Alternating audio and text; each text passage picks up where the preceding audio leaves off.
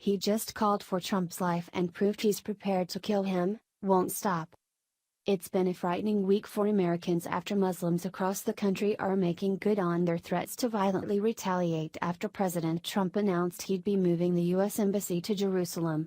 On Monday, an Islam-practicing psychopath set off a bomb in New York City, detonating a homemade pipe that was attached to his body with Velcro and zip ties, just 24 hours after the Muslim Brotherhood declared war on America.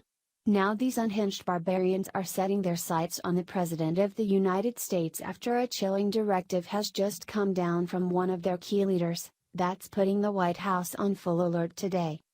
Muslims understand fully that to take down America they must infiltrate every facet of our society, and thanks to Barack Obama letting them pour into our country under the guise of being war-torn migrants, and then dumping billions of dollars into the pockets of the Muslim Brotherhood, that's exactly what they've been able to do. The Muslim Brotherhood has been quietly blending into our society for 30 years in anticipation of 0 hour when their sleeper cells would be activated for a full confrontation in the form of violent terror attacks. This violent trend we've seen over the past several months lends credence to the fact that Muslims are now in the final phase of bringing down our country, where over the weekend Muslims flocked to New York City, vowing that the army of Muhammad would be returning. Now Obama's Muslim Brotherhood agents who he's been secretly funding for years have just set their sights on President Trump, as their desire for Islamic domination will not be quenched until the blood of Americans are flowing in the streets. Muslim Brotherhood agent Nidal Sakhr, who now resides in South Florida, is vowing that it's just a matter of time before Trump is executed by their people. And given the fact that Muslim Brotherhood operatives have already managed to infiltrate our government at the highest levels, this threat is nothing to take lightly. Front Page magazine has kept a record of every threat that Sakhr has made, whose vitriol started earlier this fall and has gradually metastasized into a full threat to kill the president. They reported. On October 19, from a location in Huntington Beach, California, Nidal Mohammed Sakhr issued the following in a tweet about Donald Trump: "Get rid of Saab. Impeach or else." The next day, Sakhr reiterated his threat with even more obscenity. He tweeted, "Get rid of the MF. Impeach or else." 10 days later, on October 30, Sakhr dropped the warning and outright called for the death of President Trump.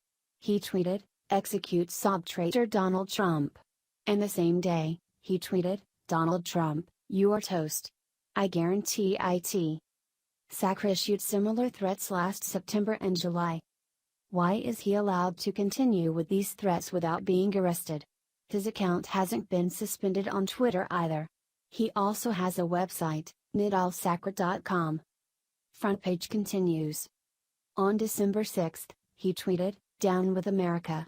On December 5, he tweeted, "America must pay for electing / not sacking Saab Donald Trump." The same day, he tweeted, "Action alert worldwide. As you protest to shut down U.S. embassies and expel Americans out of your country, make sure to desecrate and burn a dummy of Saab Donald Trump. Teach the MF a lesson." Previously, in September, Sakhr tweeted a graphic depicting Jerusalem, a Palestinian flag, and a hand gripping a bloodied knife with the description in Arabic, "Strike back and raise the flag above and across Jerusalem."